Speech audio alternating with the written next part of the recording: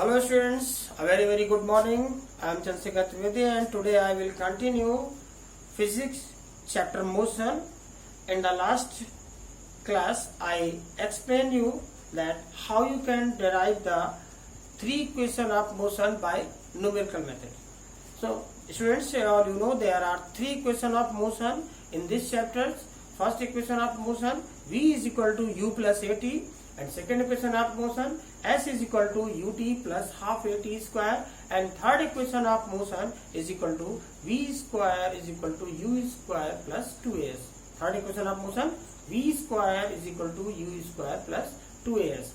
So students, in the last video class I explained you that how you can derive these equations by numerical method, and today I will explain you that how you can derive these equations by graphical methods. For deriving these three equations by the graphical methods, let us first I want to explain you, it is the diagram of a graph between the velocity and time. It is the velocity time graph in which time is taken on the x-axis, it is x-axis, and velocity is taken on the y-axis on the Cartesian plane. And where x-axis and y-axis intersect each other, that point is known as origin, and it is represented by O, and the coordinates of the Cartesian is always 0, 0.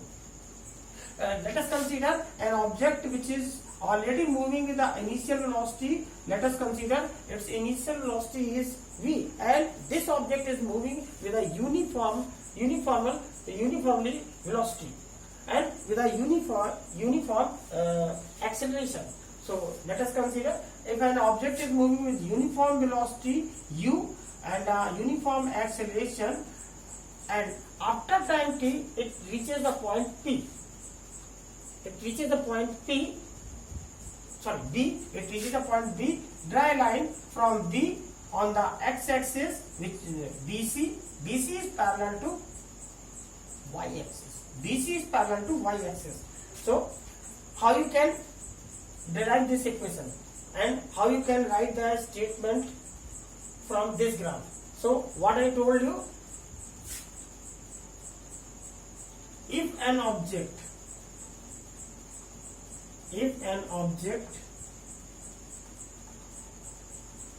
is moving with uniform initial velocity u, acceleration a, and after time t,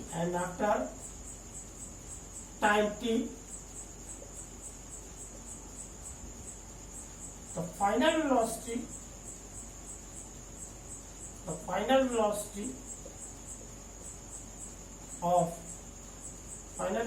of object at B becomes v. Okay, draw BC parallel to y-axis. Draw BC parallel to y-axis, comma, AD parallel to x-axis,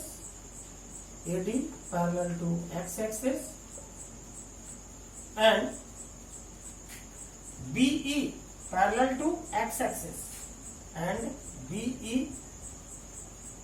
parallel to x-axis, So after writing this statement from the velocity time graph, not you have to learn this one. You have to write all this statement from the velocity time graph, and object is moving with initial velocity u at this point. So the value of u, it is OA, because suppose it is moving with velocity 5 meter per second square, then the value of 0 to A, it is 5. So initial velocity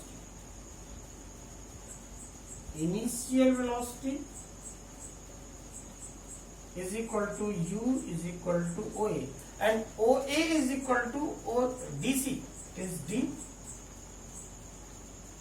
OA is equal to DC because this line parallel to this line and this line parallel to this line. So ADCO, it is a rectangle. So BC is equal to AO. In rectangle, opposite sides are equal. So U is equal to OA is equal to DC. And final velocity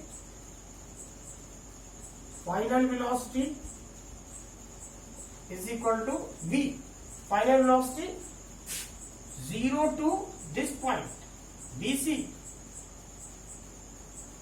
It is represented by V final velocity, and it is represented by U is equal to BC, or you can write here BC or EO.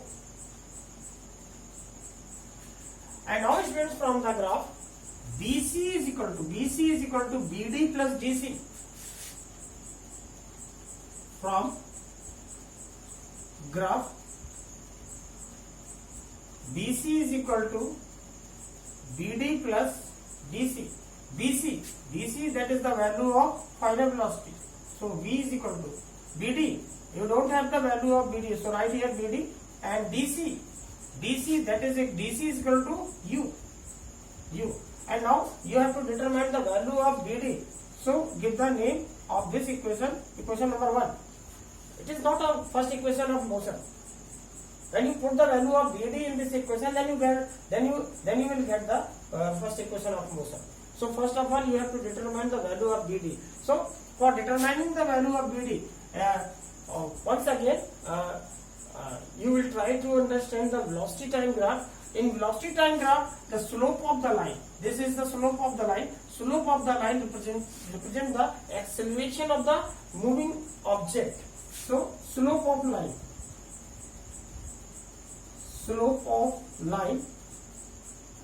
that will represent the acceleration of the moving object. Acceleration, that is represented by A. Acceleration A is equal to acceleration A is equal to BD upon AD.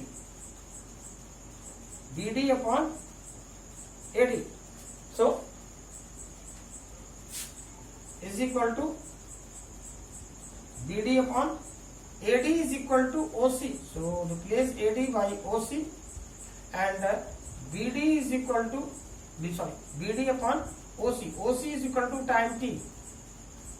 So after applying cross multiplication, BD is equal to AT. Now put the value of BD in equation 1. So right here, from equation 1, put the value of BD in this equation. So V is equal to AT plus U, or you can write here V is equal to U plus AT. That is the derivation of first equation of motion by the graphical method. And now how you can derive the second equation of motion by the graphical method? So if you want to derive the second equation of motion by graphical method, then again you draw velocity time graph, and same statement, object is moving with initial velocity u with a uniform acceleration a, and after time t it reaches at point B. Draw a line BC parallel to y axis, and BE parallel to x axis, AD parallel to x axis. Okay, same thing, all thing is same, but some changes after that.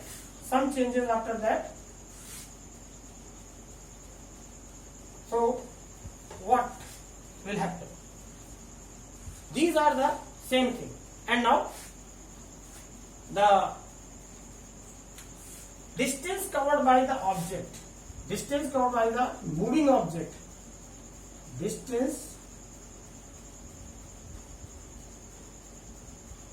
covered by the object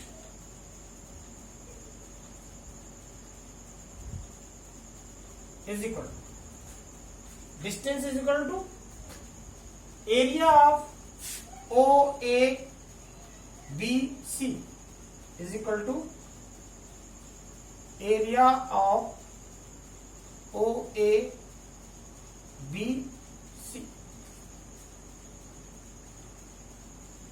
Area of OABC, that is the distance covered by the object. This area, whole area represent the distance covered by the object. And area of OABC, watch it carefully. This figure divided into two parts, that is triangle and that is rectangle. So you can write here distance S is equal to area of OABC. So you can write it area of triangle ABD, or you can write it ADB. So area of triangle ADB plus area of ADCO plus area of ADCO, and all you know, S is equal to area of triangle 1/2 base into height. Area of triangle 1/2 base into height. Base into height plus area of ADCO. It is a rectangle, and area of rectangle is equal to, friends, length into breadth. So length into breadth. So OC into DC. So S is equal to 1/2 into base of the triangle AD, and height of the triangle BD. So 1/2 AD into BD plus OC into DC. So value of OC is T into DC, that is DC is equal to OA is equal to U. Now put the value. S is equal to 1/2 into AD is equal to OC, that is equal to T into BD. The value of BD you have to determine in the first equation. What you determine? BD is equal to 80. And when you are driving the second equation of motion, then you have to determine the value of BD and put here. Means slope of the line in this graph represent the acceleration of the moving object. Then acceleration A is equal to BD upon AD, and BD upon AD is equal to T. So BD is equal to 80. So put the value of this BD here, 80 plus, that is UT, 80 into T. So you will get S is equal to half 80 square plus UT, or you can write it in a range form. S is equal to UT plus half 80 square. That is the derivation of second equation of motion. So probably students note down. See, this statement is common in all the three derivations.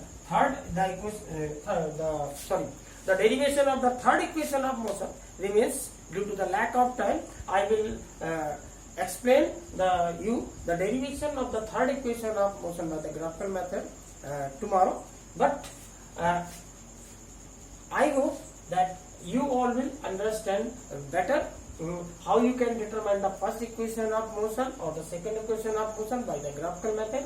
If you have any doubt or any type of problem to derive the first equation and the second equation by graphical method, or by driving the first equation, second equation, third equation by driving numerical method, so you can ask me. Thank you.